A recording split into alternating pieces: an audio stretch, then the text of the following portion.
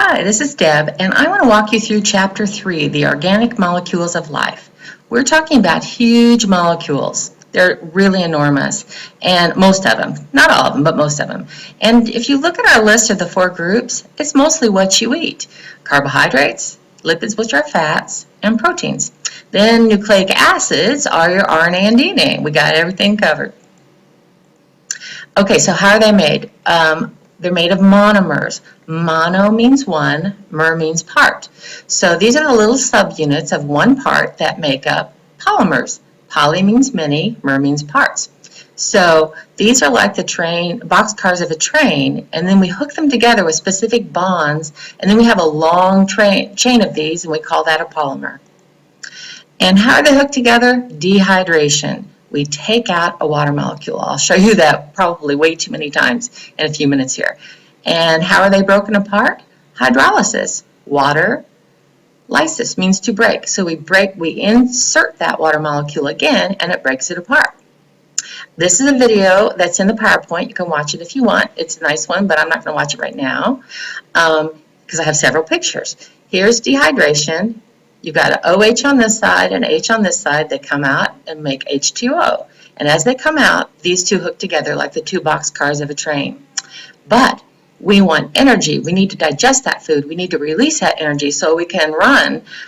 We insert a water molecule, and it goes like this. And now those are released, and we can break them down further because they're kind of safer when they're in this larger arrangement. So one more time, same thing. All right. Carbohydrates. I never met a carb I didn't love, and that is so true. It's a universal energy source. Most have a ratio of 1 carbon to 2 hydrogen to 1 oxygen. We're going to talk about monosaccharides. 1 saccharide means sugar. And if you remember good old saccharin, that was a good name because it really does mean sugar. Disaccharides. Di means 2 sugars joined together. Poly, many sugars joined together. So the first group of carbs, mono, 1 sugar unit. So these are the simple sugars. It's 1 sugar unit. And if you're filling out that table I attached, ready energy. That's the purpose. The carbon backbone, they can have 3 to 7 carbons, but it's really 1 unit. So when you write on the table, it's 1 monosaccharide, 1 monomer. They often have a hydroxyl group to make it polar right here. And that makes it soluble in water, which becomes very important. This is a silly video I put in. You can watch it, but it actually has some good stuff in it. All right, glucose, examples, is our main monosaccharide. When you talk about having low blood sugar, you're talking that the glucose is low in your blood and you're not accessing enough and you're feeling tired. The isomers of glucose are galactose and fructose. That means they have exactly the same number of carbons, exactly the same number of hydrogens, and exactly the same number of oxygens. They're just arranged slightly differently. But when we talk about it, we really are often just talking about glucose and sort of referring to the other ones. Very important biologically. It's the major source of cellular fuel. It's the last thing that's broken down to release ATP, which is energy, and that's why we eat food. Not because it tastes good, but because it releases energy.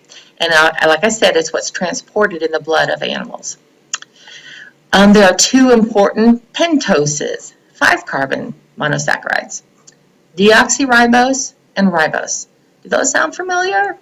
DNA is deoxyribonucleic acid. RNA is ribonucleic acid. So those are the sugars that are used in DNA and RNA. We'll be talking about those in a minute.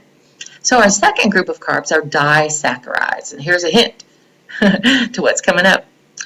Once again, the purpose, if you're filling out that table, is energy storage. And this is the form in which sugars are usually transported. It's a bonding of 2 monosaccharides, disaccharides. Examples are maltose, sucrose, and lactose. So when we break those down, we break the bond that's hooking those 2 guys together. So maltose here, what's it used for? If you're a beer drinker, you're familiar with that. That's the sugar in malt, making beer. Sucrose is our table sugar. When you put your table sugar in anything, you're breaking that bond right there to release those 2 monosaccharides. Our sucrose often comes from beets, as a matter of fact. Here's another picture of dehydration and synthesis.